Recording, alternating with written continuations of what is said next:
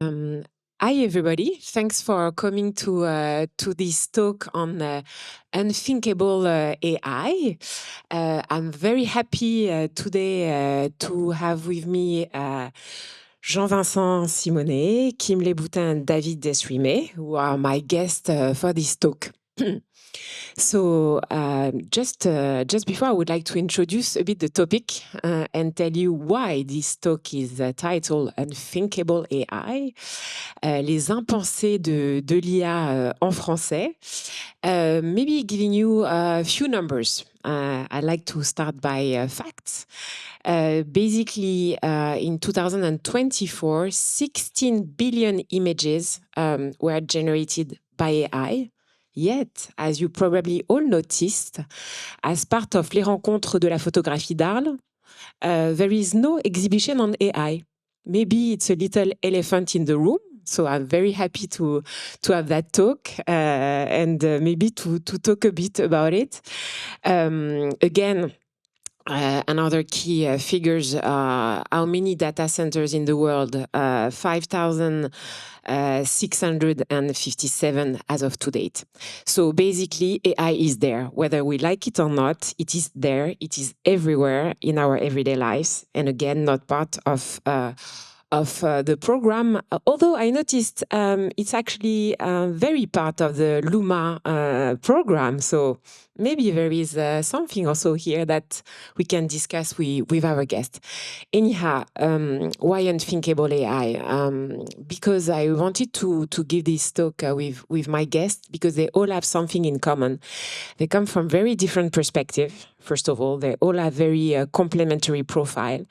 And they all, like me, believe in, I think, so please cut me if I'm wrong, in a non-Manichaean approach of the world. So I don't think the world is black or white. Again, probably we cannot stop AI. However, not wanting to do too much philosophy here, but I'm sure you're all aware of what Gilles Deleuze used to say about control society, that artists should be hackers. And I think in their ways, the three people that are with me today are hackers. They want to try to steer what is good within AI for a better, maybe, world and vision of art. Because I also do believe that we see a divide happening because, of course, we've all seen what's happening on copyrights and so on. And I will open the floor at the end of the talk for questions and answers. So please feel free to, after the talk, to ask your question. But I do believe it's important that artists show that there are interesting things to be done with that tool and help maybe steer it in a direction that is enticing, exciting, and that's it. So again, I would like now to maybe also just again to maybe to trigger some thought and give you a bit the spirit of the talk as I would like it to be today. Talking about, of course, John Berger that you all know here, and thinking of the way also most images are generating within AI. They are generated with prompt, with words. And although the first thing we do when we are born is to see, is not to speak. So again, few things that I would like maybe to talk about today. But before we do so, I would like to introduce you to my first guest. So Jean-Vincent. So I'm sure a lot of people already know your work. You just published like a new book, and I would like maybe I will show a few of your images.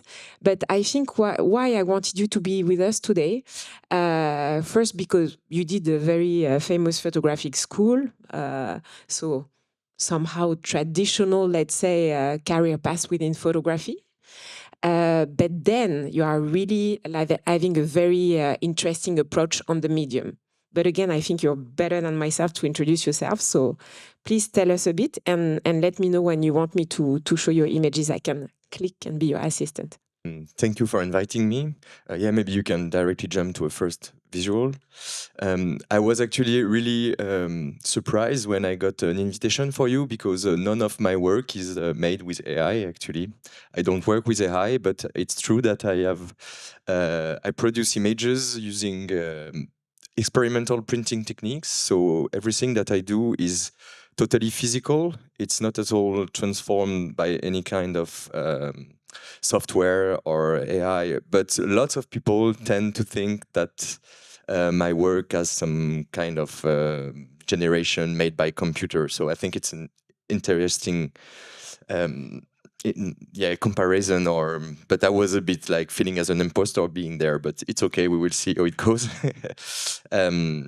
But maybe when you said that we were hackers, that makes more sense to me. I come from a family of printers, industrial printers, and after studying at ECAL and graduating in 2014, I quickly started to go to the printing family and to use some industrial machines to create my own way of printing photography and to produce something which is in between photography and painting, also which is not reproducible. Because each print will be transformed physically, so I cannot do it twice. And I think it's a way to really reappropriate a tool, and I think. I mean, we can get deeper into that later, but it's a bit the same with all this new AI technology, and it really brings some new possibilities. Of course, there is a cost for that, and we can also discuss that later. But yeah, I think I can do many parallels between my practice, which is not AI related, and the topic of today. What else can I say as an introduction? How do you react when people are telling you you are using AI? How do you feel about that? I mean, if they said that, it means, I mean, there is 90% of chance that they have seen my work on a screen, maybe on a small screen, because if you see the work, like what I show during exhibitions are original prints, and when you see them in real, you clearly understand that it's physically transformed, let's say. But as we know, most of the image we are seeing nowadays are on Instagram, basically. So considered like the scale of the smartphone and also the span of attention, which is really quick. You really jump from an image to another really fast. You can really, I mean, your brain kind of make an interpretation of the image more than seeing the image itself. And I mean, as AI is everywhere nowadays, and there is already many trends in AI, it's quite easy to spot this kind of thing. I totally understand that some people, as my work is quite difficult to decipher at some point, maybe it's now it became some kind of a brain reflex to think that if it's something difficult to decipher, it's AI. So in this case, I'm not that. I mean, it's not a problem for me that people think like that. I think it's even That funny. was going to be my question. Exactly. Yeah. Does it matter to you that No, people not don't really. know where it comes from? Is it really? No. I mean, it's also part of my research about all those photographic surface and photographic transformation that you can, at the same time, lose reality, but also lose the everything that comes from the tools. Like I tend to think that classic photography is really sometimes too much stuck to technical aspect, like what kind of lens do you use, this kind of thing. I mean, we don't really care at all about that. And yeah, the fact to totally that the viewer is totally lost about the tool of the making is something that interests me in my practice, I think. Yeah. That was your part of this talk. Thank Okay, you. thank you. So maybe I'm showing a bit more of your work. If you want to make any comment or when this, for instance, this one, I don't know. So yeah, I think the first images you show are from a book I did. I just published and signed this week with les éditions Louis Vuitton. It's a fashion eye about Osaka city. Here, in this project, I really made like a portrait of Osaka, which is a weird city, like stuck between the 80s but also really digitalized. So, but I'm not gonna spend time on that. This project is a bit more special. It's a book I published with RVB Books 3 years ago, I think. It's a book called Waterworks, and in this book I printed the same book 30 times. So each book is hand printed and hand transformed. So it was quite of a long meditative process in the printing factory during a whole summer. And each book has the same sequence, but every image are transformed using my physical process. So each book is like a unique artist book, let's say. So it's more like a collection of print than a classical offset printed book. And it was also a way for me to, I mean, it's funny because I've used this book to create an AI that could recreate my style, because I have each image. There is 35 books in total, so it's like a kind of a database of a bit more than 1,000 images, and it actually works perfectly. It's quite I can really recreate all those dripping and stuff on a small scale with an AI. So like the balance is quite complex to find in between both. So yeah, and I wanted to show this. This is exactly when I produced the book. So this is the mean in this printing factory, which is like really raw and industrial, and has nothing to do with fine art or fine prints. They are really doing printing stickers for big distribution and stuff like that, and to transform those tools, which are industrial tools, to create some books or some prints that have for me like a visual value is an interesting twist. It was also a way for me. I come from this family of printers, so from a legacy of 4 generation, and I'm the only one in my family which is close to printing, but I'm not going to become an industrial printer. So it's also a way to twist the tools, but also like the kind of family heirloom. So for me it was funny to show that. I like how you blur the boundaries all the time, and how you manage to reinvent the medium somehow. How do you feel about the physicality of the medium?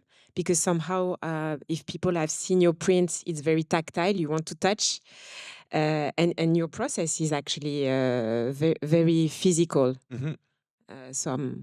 Yeah, I mean, I think it might be like somehow a defensive reflex from the hyper digitalization that we are. I mean, I was in another talk yesterday when people were saying that 50 years ago, photographer, if a picture wasn't printed, it was just not existing, because there were no digital way. So you had to show boxes of prints to just that the work exists. Nowadays, it's totally you totally lose this touch, and some images are going from the digital camera directly to the web without any kind of physical appearance, let's say. And for me, it was, I mean, there is materializing my work in any form. It could be a book, it could be some painted prints, it could be any kind of physical materialization. I think it's really important. I mean, I cannot really explain. That's why I like it, that people think your images are digital, when in fact you are much more physical and much more touching than a lot of photographers. So that's yeah. Like, I mean, I think the image speaks for itself, right? So yeah. Cool. Kim. So just to continue introducing each guest. So basically, Kim, you have a completely different background. As a researcher, as a creator, as an artist. So you're also completely hybrid in your profile. I also invited you because you are going to actually launch a very interesting new festival. But I don't want to do the spoiler. It's your role to do so. So please maybe explain to you a bit where you come from, and I'm going to show like maybe 2 of your projects. We start with the first one. Sure, let's do it. Hi, thank you so much for the invitation. to be, it's difficult because the as Anne just said, the work I've been doing is quite broad and even more recently. So what you're seeing right now is the recording of a video game I designed a few years ago for the Barbican. It was commissioned by the Barbican Center in London. And I worked with a researcher, Professor Henrietta Moore. She's an anthropologist. And the exhibition was called All Time on Earth. The goal of the exhibition was to talk about sustainability and climate change, and they wanted artists or designers to work alongside researchers in order to produce something that would make their research accessible to the visitors of the exhibition. And it was curated by Franklin Thiel, which is an amazing agency in London, and they do lots of like trend research. And they reached out and they said, would you like to create this project with this researcher? And I was like, yeah, that sounds amazing. And the first thing, which was quite a challenge, was to understand her research. And so the main topic she was working on at that moment and that she wanted to share during the exhibition is a research on how to redefine economy, so that instead of like thinking of an economic system that only think of human beings, it also considers non-human beings. So this project started with lots of conversation with Henrietta and to understand what she does and what is the purpose of this research, which is she's calling it relational economy, to show how we're, as human, we are linked to all the other beings, and we cannot sustain without them.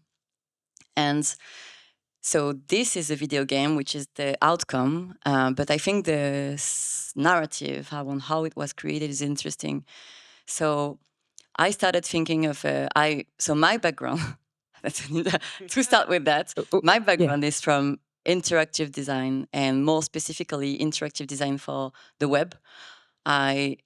I was raised on the internet. I started coding website when I was 13, and I started playing video game when I was young. And no, I don't play video games anymore because it takes too much time.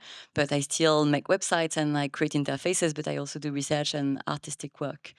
And so this was inspired by video games because I think video games are a good way to communicate information in a very immersive way. And one of the main challenge that the Barbican had was that they welcome audience that is very broad, and they're like from 7 to 77. So it had to be accessible for all these people. And okay, so for a video game, you might think like, okay, someone who's like almost 80, it might be tricky. But when this was released, the interaction was also meant to be very easy to understand. What I think is interesting is maybe like what we talked about with Jean-Vincent, like the paradox between him not using AI, but people thinking his images are AI and so on, is that sustainability and digital are not often words or concepts that are being associated. We all know basically the impact of the data center, of all that, and yet you have a lot of projects that tackle sustainability. Also one reason why I think, so what's your stance on that? How do you approach that? I think is interesting. But I think that, so first of all, as you said, for me, there's this like, we live in a world where we think in a very dualistic world. Like we have this heritage in our thinking, and we tend to see digital as an opposite of the physical. And I think that what Jean-Vincent just said is like proving us that it is not the case. And this has always been what I was trying to share when in my work, but also. J'ai pas tenu le micro. Sorry. So this was a glitch. I work around glitch as well, so it was totally meant to be. But yeah, I think so. But coming from a very digital and nerdy background, to stand there and to say that there is no, like, we should not see a dualistic vision between these worlds. And I even don't like to call this word, but like I would say paradigm of like how we think is an issue. And this is what has led me to do research, because I come from this digital background. I had lots of like peers from this world who were not really interested eventually about what we produce when we create interfaces, what it produces in people's life and even like people's body. And I've been researching a lot around, for instance, like people are very like are using smartphones a lot, and it's changing our ability to use our hands. There is a Michel Serres, Les Petites Poussettes book about that. And there are lots of like injuries that we have because we're like this on our phones and these kind of things. So re-injecting the idea of how do you integrate the body within the way you create interfaces is important. For this project, it was also part of it, like how are we going to create the interaction with this?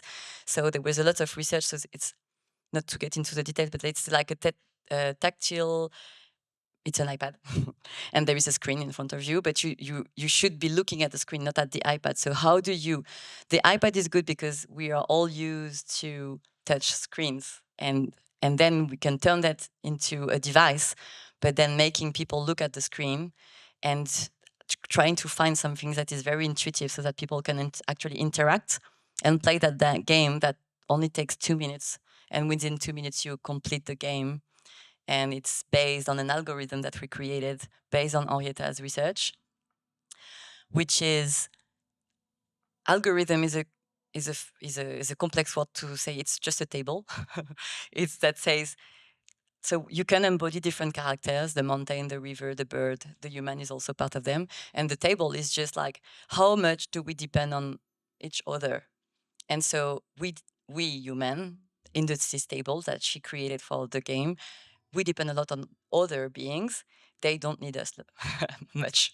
And so eventually it's about creating something that, so you get into the game, you're and you have this quest of like picking up your inventory, but then it tells you in a very simple way that you have to be aware that you're part of this connection with all these beings, and whatever you take as a resource, you might be a resource for someone else. So we are all always sharing this world. Second project, maybe? Because that's quite a good transition, actually. I think everybody knows what happened at that time. Yeah. So COVID was a moment where, for me, as someone who works in the digital, I was not really affected in my work, in my practice, in my life. That's another story. But in the practice, there were so many people reaching out to create virtual worlds, and that's something that I do in my practice. This one is a personal project that I developed during the COVID, while we were all at our windows, and there were so many in the magazines, so many pictures of people standing at their windows and looking at the world, where we were all in the dans la quarantaine. Quarantine. So I created that in its 40s.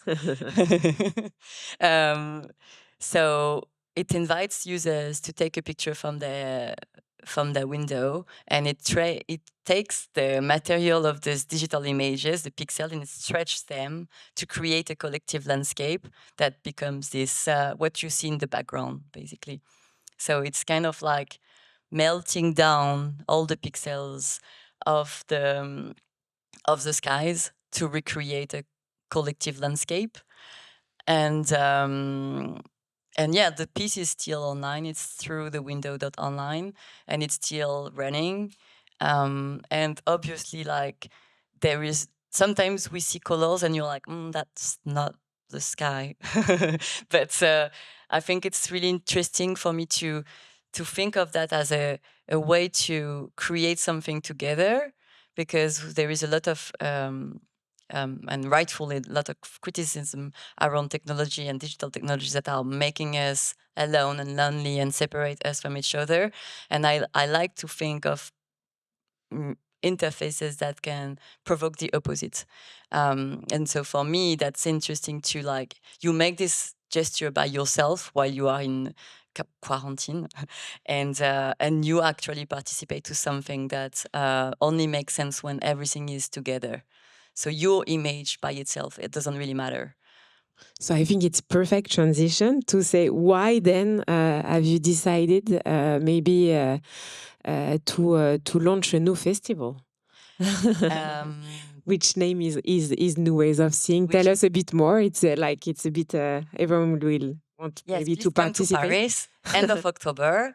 There is this festival called New Ways of Seeing. So it's gonna happen on during Art Basel in Paris. And it started with this. So you had this quote from John Berger at the beginning. So Ways of Seeing is John Berger's most famous work.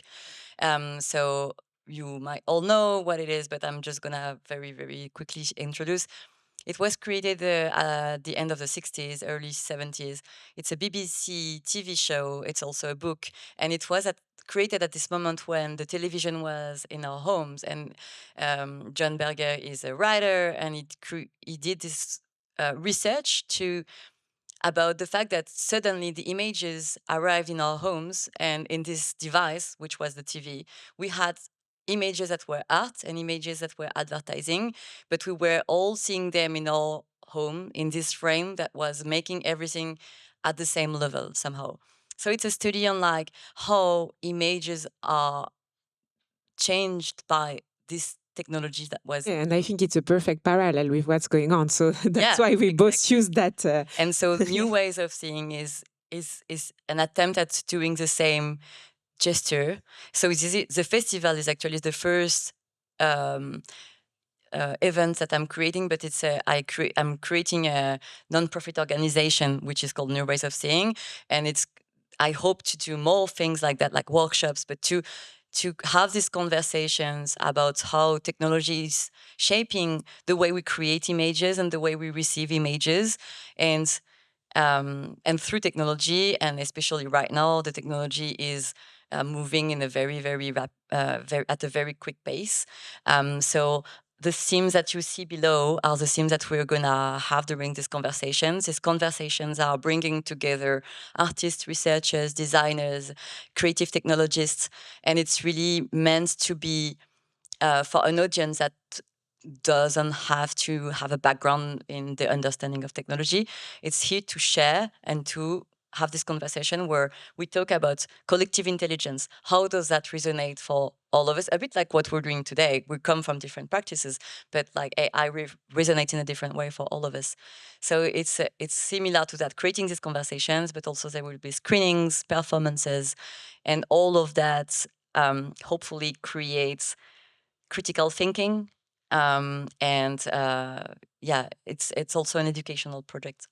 We'll come back to critical thinking. I think maybe good transition to introduce David.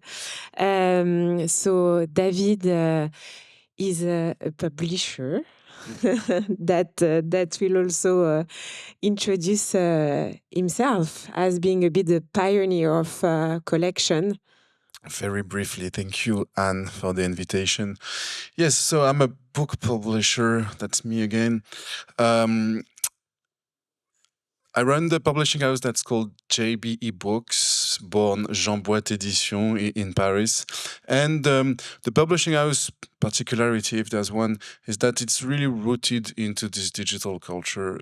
The Maison was built on a moment where we had like screens at home, computers by the time, and this idea of going through, that was Tumblr back then, or this kind of social networks, and going through this and experiencing very quality moments, looking at the images, reading some texts that had no connection to our bookshelves and to our libraries and so on. So the idea of the publishing house was to produce some books with projects that were only digital, and to then make that little bridge in between screens and bookshelves.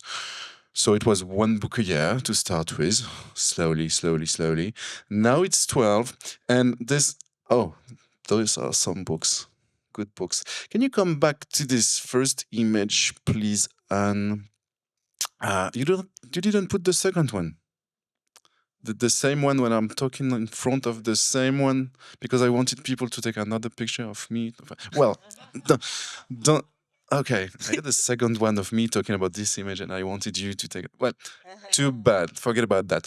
The story here is we are in Amsterdam at ITVA, the International Documentary Film Festival in Amsterdam. It's a beautiful film festival, like the equivalent of Sundance, but here in Europe. And they have this competition called DocLab. And DocLab was the one exploring, like, for example, 10, 15 years ago, the first web documentaries, new forms of documenting the world. And this year, we just published this book, One the Road. And One the Road was, well, the marketing label on it said the first book written by a machine, which is not true, but which was a good idea. 2018, it was a trained neural network that was in a car, in a computer, in a car, and the car was driven through Brooklyn to New Orleans, one of Jack Kerouac's roads for On the Road, and the car basically wrote the book.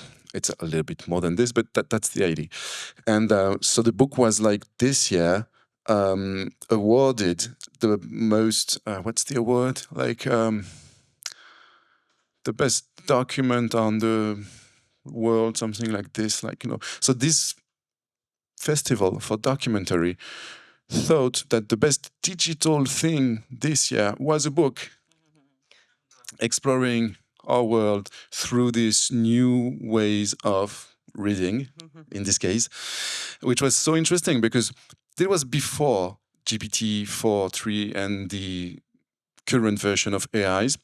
So the author, which is this man, we called it the writer of writer, had to build this program, had to program this program. And the moment was interesting because it was one of the first time where the program was strong enough to deliver things you can't expect, absolutely can't expect. So usually when you program something, Kim knows that for sure, you can expect most of the what's going on because you built it, you wrote it.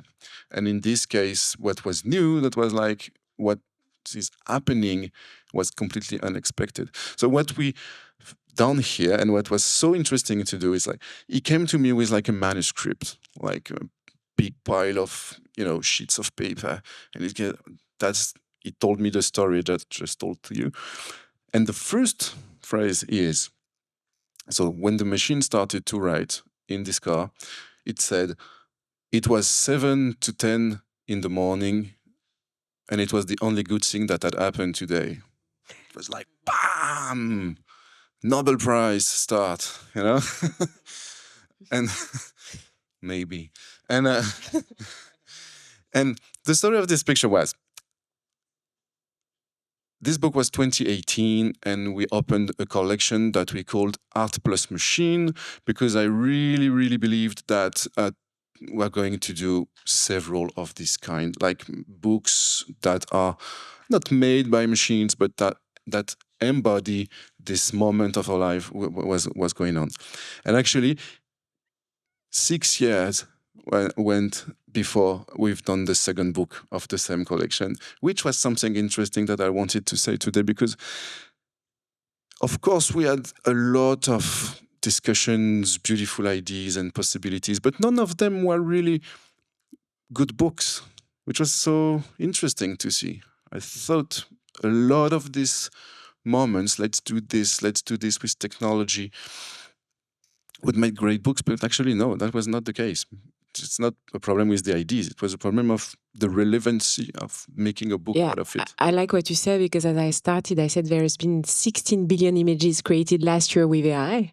And actually we see the flood of images that are coming our way. And then the question is, what do you do with that? And how do you select? And how do you find what still can become relevant? Well, that's your job, the artist's job.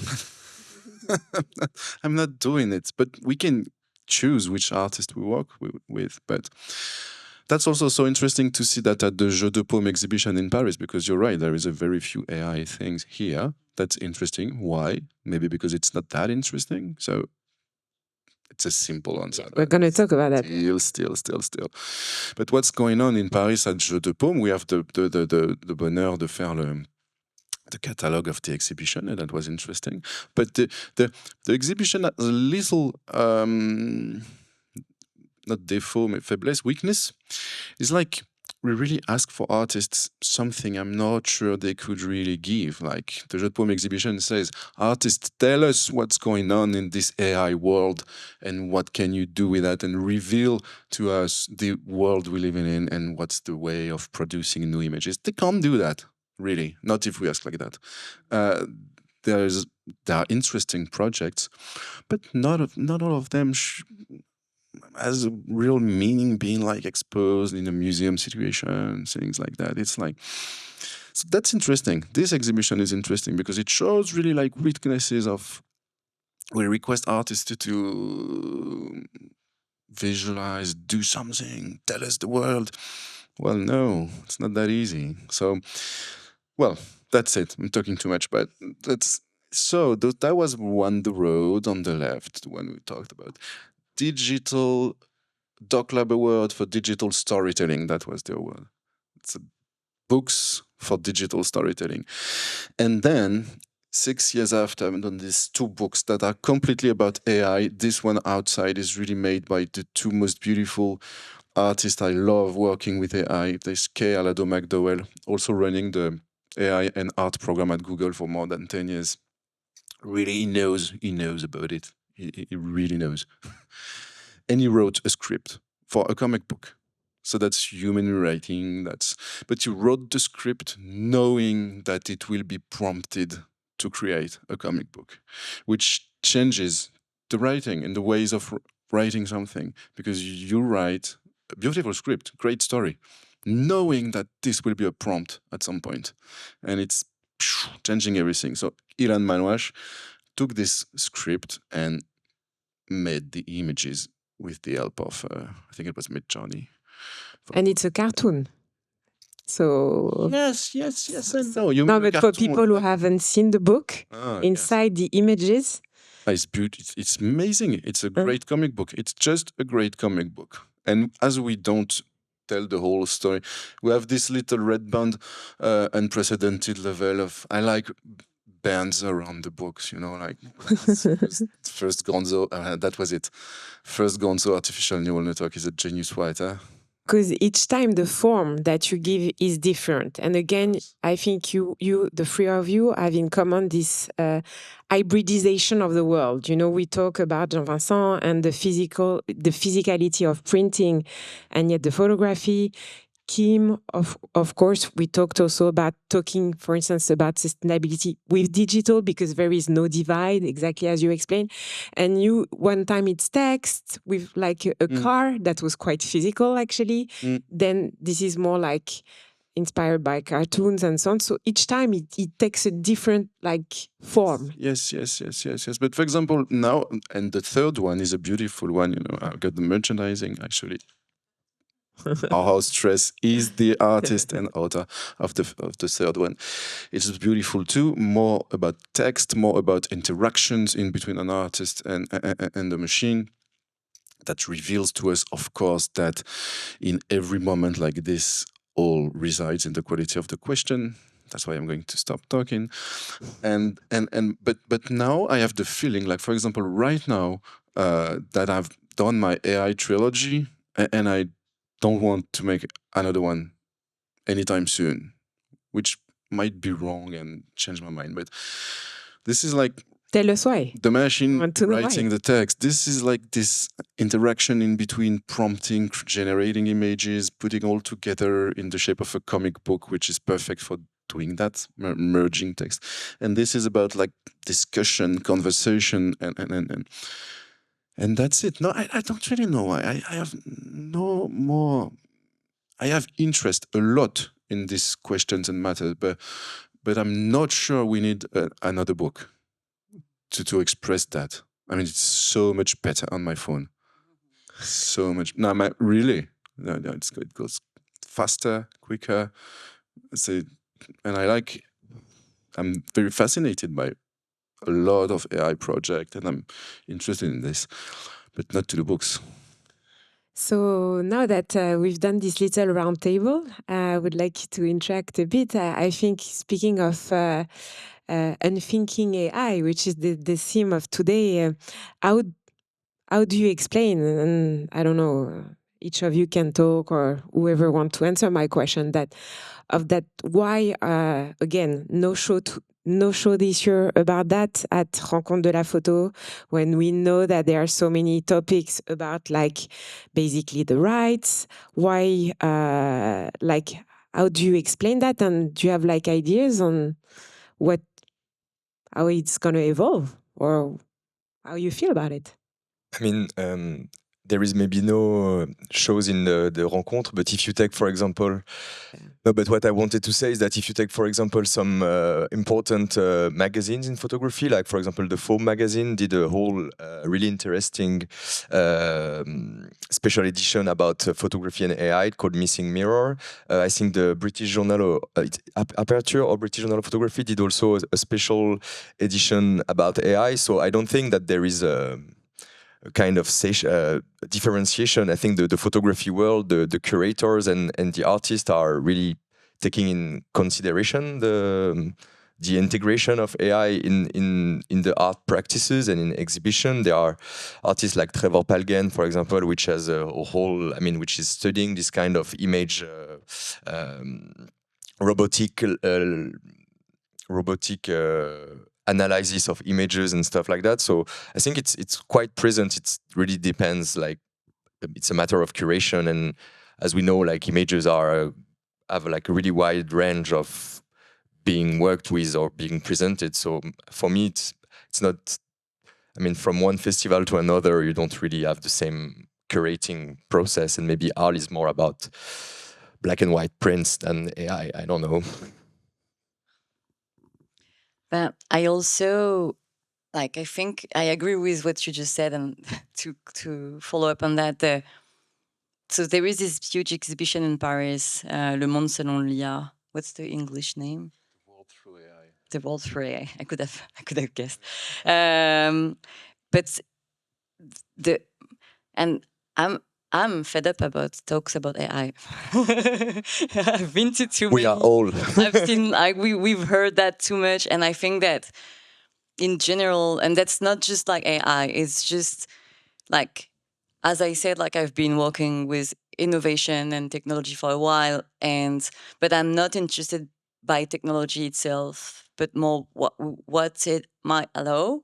But it's when we just think of technology as the subject, then it's not really interesting, unless we're like you as engineers and we want to talk about the technical issues or whatever. But I think that, for instance, a few years ago, it was the rise of VR, and like I had many people reaching out to create project with VR. Like, what is project with VR? Why would we use VR? And the same, like, few years ago with NFT and like the Web3 and blockchain, like, can you do NFT? Yeah, well, that's technically possible, but why? And it's always like, why? And I think this attempt with this exhibition in Paris, which I think it's good that it exists, but it's also the weakness you were talking about, shows that what else can we say? I think it's interesting. I liked this panel because Unthink AI is not AI per se. It's more like, I don't know what it is. Let's see at the end of this conversation. But I think it's there. Like, if we go to Luma, there is an exhibition which is amazing about the Singapore artist. I'm sorry, I don't remember his name. But it's amazing, and it's using AI. But the exhibition is not about AI. AI was there to create this film, which was unfinished, which started like more than 10 years ago, and the usage of AI there, it's not that is interesting in this piece. It's the piece itself, and the artist has used this technology. And when we see more like formal work, that were created, it was using 3D to have a tiger singing in the sky about the history of British colonization in Singapore. And like the technology really doesn't matter. It's like, what do you want to say, and what are the means that are gonna be there to help you say what you want to say?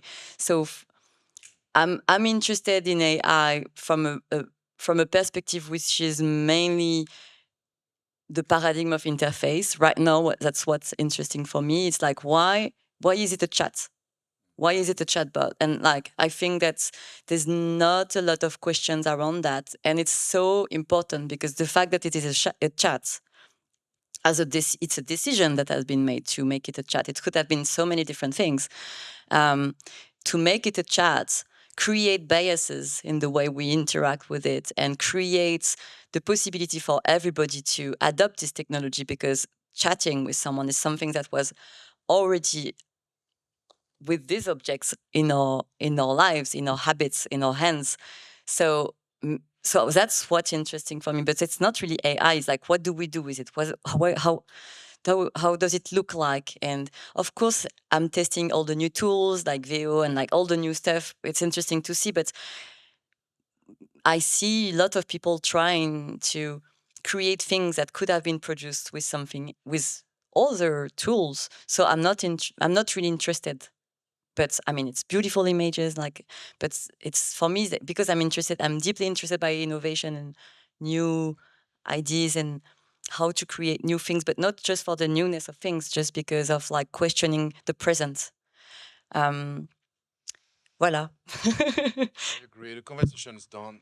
No. No, but I mean, it's a good resume that it's just a tool at the end. And is it a tool or a medium? Big debate. It's a tool, 100%. No, it's not a medium. It's a tool. It's one of the first tool that does thing we don't know we need. That's the thing about that tool.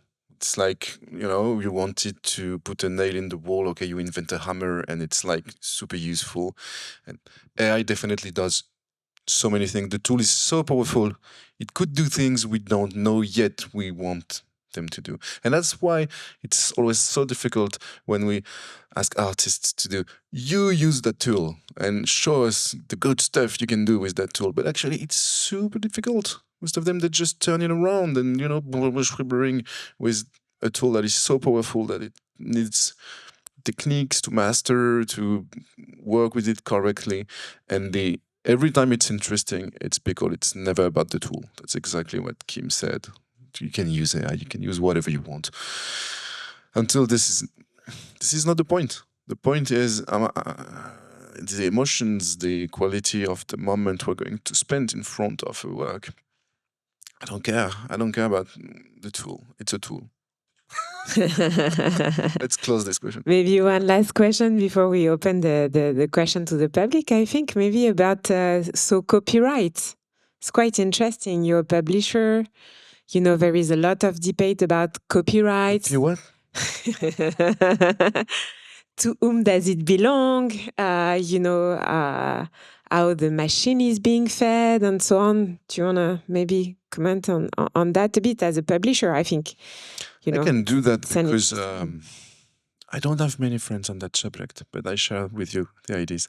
Because as publishers, we have this thing with copyright that is publishing is a very traditional practice that is traditional network, that is a network of value that goes from creation of text, of images, of whatever you want. Then you build a book, then you have a client that is the bookseller, and then he has clients that are the readers everywhere. So as this is very organized, the questions of copyright were very important. And when we started to do this publishing house, the interest of having a small press, which is still the case, was that we were under this kind of radar. Because if you take, I don't know if there's some books like this in there. No, we have only like good, copyrighted, beautifully made. books on this picture. But the first books with the content coming from the internet, the very first book was The Nine Eyes of Google Street View, beautiful work by John Ruffman. He took pictures inside Google Street View, but it was right after they made Google Street View. And he really like framed and zoom and spring screen. And that was a picture, like a photo book. But the photos are not us. That was Google's property, these photos. So we've done it the way they do it. First we do, and then we see, which that's their technique. So we did that, and it was great, and it went perfectly all right. So I don't know now about this copyright issue. It's really complicated. Yes, and the Google book was like another level. Yes. Yes, but that was another level. Clément Chéreau, my dear Clément, he had a beautiful, another book we've made. He called it the most important, comment ça s'appelle? Infraction to copyright in the smallest space possible, with 24,000 images that was not negotiated, not copyrighted. But that was also a way to address the fact that when you go on Google Image, you don't ask yourself that, because you just going through, you can even write the name of photographs, you will see all the photos. An artist, you will see all the works, and so on and so on and so on. And at this moment, it seems okay to do that, and it's an habit. So I don't know what's going on now. I don't have really answer about copyright. I think indeed I'm sure we have everybody put has it. everything online, so everything is feeding the beast. So we might entering a world where we need to rethink that another way. And You know that I like to ask questions, and I like also that people share their questions with me. So maybe we can end this before the public can ask their questions. So it's my signature question. Can each of you share with me a question that he or she has that about our talk or AI that for him or her is the big question that obsesses you at the moment, about that I would like that. Who starts? And the public can prepare maybe the question you might have, and I will share the mic. Okay, I start because no, but it's Thank you, this is thank you, coming Kim. as a Thank you. surprise. There was no prep for this. Thank you. So as an improvised question, which is, I think it helped when you said obsession. So what obsessed me, and I've talked about it already, is the question of, it's actually a question of design, the design of these tools we were talking of.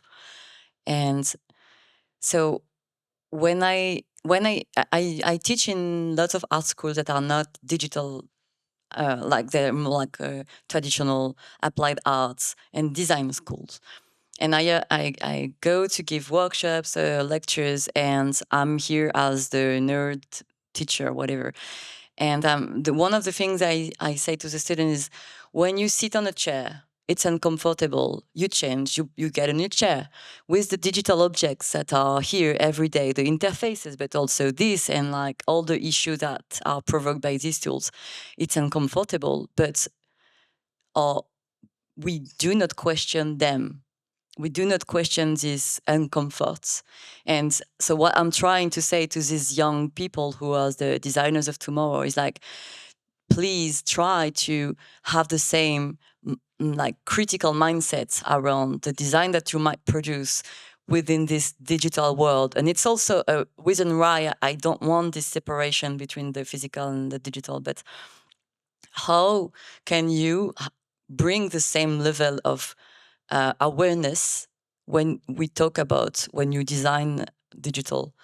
So that's one of the things that is very important to me, to unleash criticism from people, not just designers, but from people, to be empowered. Because at the end of the day, that's what we're missing, is empowerment against all, like, against those tools. Because it's like there is an agency that is like directing how they look like, how we should use them, how they enter in our lives and everything. And it has always been like this. the cars are like that because in industry has decided they're going to be like that. But with this tool is really going into our intimacy. So we have to awaken and to be there. And I think in the work I do, I'm trying to convey that. That's what I'm trying. I love it because actually, there is this sentence of Suzanne Sontag, the only answers are those that destroy the questions. And actually, even if, of course, if we take an example like the LLM and ChatGPT, it's changing a bit, but the only thing we have left is our questions, because even if now, ChatGPT starts to ask you questions back, still ChatGPT answers everything, but normally we still own the questions. So that's also why I want to end by also with this and the critical answer thinking. you might get, like, why is this question like this? And like right now, but I was just discussing this yesterday, but before asking question to GPT, we were asking question to Google, and Google also had its own agency. And if we ask a question to Wikipedia, it also so it's a question of like, what's the truth, what is false, but this has always been there. Like, it's the history of information that is always, information also comes with disinformation. And so like with AI, it's a very important thread because of the amounts, the quantities that you started with, the quantity of data that is going to produce, and how much we rely on this tool. And for me, also the fact that it's a chat that is giving you this answer that you perceive as an oracle that tells you something. So you are very passive in this situation, whereas like with whatever. Okay. Thank you. Yes. And I like that. I like what you say about design. For example, also so interesting to see that Jonathan Ive, Jonathan Ive, he was the designer at Apple that changed our life by designing the iPhone and all these things. So now he's off with this. He's just been hired by OpenAI. So GPT, it could be bought by OpenAI, which is interesting because they've reached that point that they need to embody and to design something that incarnates the oracle, which is crazy. I like that. I'm not sure about the question, but I was thinking by listening to you, there's this thing about, you remember the post-internet moment? This was this moment we acknowledged the fact that it was so intertwined with our lives that there is no point of making a difference in between what's internet, what's not internet. And I'm curious about what's coming with this post-AI moment that going to intertwine so much that we won't have to know if it's internet, AI, or anything like that. I think we've not reached that point yet, but I'm curious to see what's coming in that direction. Thank you. Yeah, I didn't really have a question, but listening to both of your proposition, I have a lot of passion about, for example, cyberpunk and like anticipation and stuff like that. And maybe the only question that could really trigger my mind and is like, where does it stop? And like when you talk about Oracle, you talk about we are not yet in the post AI moment, but the escalation went, I think, quite fast in terms of technology. Even if I'm not like a professional in that, I feel also that maybe it's like a really tiny tip of the iceberg that we are touching at the moment. And maybe not. I have no clue, but it could become something that go beyond languages, for example, like this tool of chatting, and as everything seems to escalate quite fast, I don't know when I'm going to be in the matrix or not. So that's maybe my fear and question. So. Nice. Okay, thanks to all of you for this insightful talk. Maybe it's time for the question. Is there any question? Je pose ma question en français, on la traduira après. Vous connaissez tous la commande du MoMA à Réfik Anadol. À ma connaissance, il n'y a pas de commande identique par le musée français. Et donc, pensez-vous qu'un jour, il y aura une commande de la sorte et que les musées français vont donner leurs data à qui? Donc, est-ce que la qualité de l'outil et les moyens quand même comptent I will do the translation and you'll do the answer. Is that okay, David? Okay. Yeah? Or you want to do both? I mean, go ahead. No, please go. Yeah, Yes. just to say, so basically we're talking about the artist Refik Anadol and the fact that the MoMA commissioned a piece, and the question that was asked is, will a French museum do so one day, given the data implication of that piece? Yes, I don't know about who, when, what, but what's interesting with French museums, I don't think they will give away the data because of the question of copyrights and because of this relationship with the artists. But I know because museum directors and friends, they said to me, they've done one thing. They've created a committee to work on AI, and that's it. They're just going to, they have to, by ministry order, think about AI together and invent something. But they're quite lost, to be honest. They don't absolutely know what to do at that point. Can you hear me? Yes. Thank you. Very interesting talks. I agree with you that AI is a tool and the role for the human creator will remain incredibly important. My question is simply, should a creator always label their work as being assisted by AI if it has been, or not? Is it beholding upon them, do you think, to confess, if that's the right word, or does it not matter? I think if we consider it a tool, like Brancusi didn't say like, oh, I use this type of, I don't know the name of the tool actually, but I didn't. I'm using this to create my sculpture. I don't. Who is asking us to label it right now is Meta on Instagram. You can say this image is whatever this post has been created assisted by AI. I don't think in the if we're talking about the realm of like arts, as I was saying just now, like the piece just next door is using AI. Pieces are using AI, and again we go back to this thing like if like it's the same with it was the same with 3D. It was the same with photography. Even it was so for me it doesn't really matter, and it only matters in the case of what David was saying, like when the piece is only created to talk about AI. So and then it's like the snake eating its own tail. So yeah, for me it's a very obvious answer that it doesn't really matter and it should not matter, but it only matters when it's a label that is there to say we've done this AI whatever we've done. And it was the same with so many different technologies that we have seen recently, but even more before. And I think it happens from what I see. It only happens when it's a question. It's a marketing question. But also you mentioned Meta with this like a label thing. It's also because it's not only art shown on Meta, and there is this whole deep fake, and I mean, which is another story. But if you stick to just art pieces, I think it's absolutely not necessary. Or if you took a painting, you don't know the brand of the brushes, the painters. So yeah, it's strictly art related. It should not.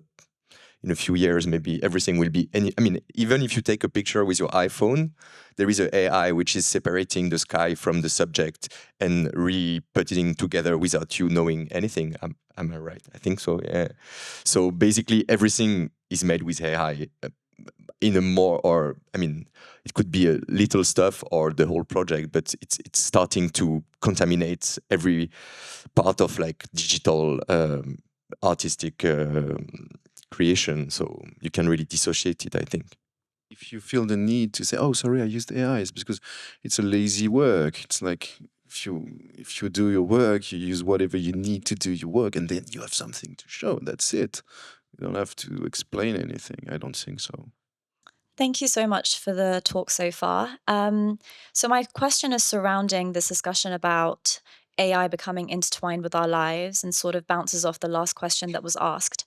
Do you think that in this post-AI world where everyone is using AI, whether it be within the arts or outside the arts, art which is created without AI is going to have a certain sanctity and is going to kind of evoke a different type of appreciation from consumers. Because I think oftentimes when I look at a piece of art, it's not just about the aesthetics of it, it's also about the story behind it, the perspective, the person, the process. So even though AI, it can be argued it's a tool, I think equally the way that that tool is used is so different from the way that other artistic tools are used. It's a form of prompting, it's a form of writing, which is then generated into an art form. So I think tool is quite a simplified way of describing what it actually is and how it actually works. And I actually think that maybe in the post-AI world, the artist will be, rather than flagging that it's not generated via AI, they're going to be flagging this wasn't generated by AI. And in a way that's going to drive up the kind of preciousness of that piece of work. Because oftentimes we talk about how AI can generate things, but we don't talk about what consumers and people actually want to see and what they appreciate within art. Thank you. Thank you. Great question. Can I just start with an answer? Just I'll give it to you. Because I don't think this is about replacement. It's like next year we're going to celebrate the bicentenaire of the invention of photography. And I think something like that could be helpful to think about this post-AI moment. Like, it did not stop painting from existing. Painting was like the tool you used if you wanted to represent reality and things like that. And then at some point, this one was there. And what changed is the trajectory of painting as a form of art, and then the new movements, the movements for the 19th century, 20th century great painting movements were like using the old tools to do the new things. And I think everything is like a coexistence of this. And I don't know, but maybe this post-AI thing is not just like who's in and out, it's just like another combination and another layer of possibilities that will coexist with others. No? Maybe? No, but, I mean, I'm just going to repeat what you said, so it doesn't really make sense that a new tool or new technology or a new way to produce is just making the whole train following, I mean, which was ahead of it being transformed. And we got new kinds of painting because of the invention of photography. So I guess AI is also a way to shake the photography world in a way. And yeah, everything is intertwined. But I have a question back because you talk about consumers, so I wonder like where your question lays. Is it within a world where we create images for, like, to go back to John Berger, like, is it in a world where we create images for consumption, or is it within a world where it's the images for art? Is it? So it's a world within art where artists are people who are able to put across their intention, perspective, for people to see and for people to appreciate. So when I say consumer, I simply mean, as an artist, you're putting your work out there to be seen. So it's the people who see the your work. viewers. Yeah. It is the Okay, viewers, okay. exactly. Okay. That was probably more of a business way of saying it. Yes, No, but it's interesting. I was really like interested when you said you used that word, because it framed the question for me. It frames the question, and I don't have another answer. But I think for me, like, speculating on like what things are gonna be, or what things are not gonna be, this or that. I'm not an oracle. I have no idea. I think that I just try to look back at what happened in the past when there were other shifts in the way we create these images, and that's also the main subject of this festival. And trying to not just see what is in front of us right now, also because we lack distance. We need distance, and right now we cannot see what is just there. It's so I'm trying to look at what happened in the past and how we can create bridges, because it's often a story that is repeating itself, as Jean-Vincent was saying, like the unleash of abstract painting due to photography. So there's gonna be things that are gonna be unleashed for sure. It's already the case, but But to answer one of the points that you raised, I don't think that it's gonna do something to the art that has been produced before without it, or to the art that is gonna keep being produced without it. I think it's just like new images using the technologies of today, and I think that photography, or like, like analog photography is still there. Like the digital photography has not erased digital analog photography, and it always reshuffle things and create new types of production. But I don't think it's not a replacement. That's And sorry, just to follow up. So in terms of me saying that, is it going to be viewed in a different way? It's not just about how it was produced, but it's also factors like the environmental impact. It's something that I think a lot of the younger generation do care about. Yeah. So whether that's going to play a part in how it's viewed and how it's taken to be. Yeah, but don't you think that this question of like how things are being produced is something that is for everything? I think it's a question that is like for everything that is being produced, like that should concern everything that is produced, and AI brings another level because of like the energy it takes, but it's for everything. I think there is lots of things that we need to rethink, given that awareness that we have, but in certain part of the world right now they're questioning that. So like it's not just a topic that for me at least, it's not just a topic that is about AI. I think it's in general the question of production. Thank you. Thank you.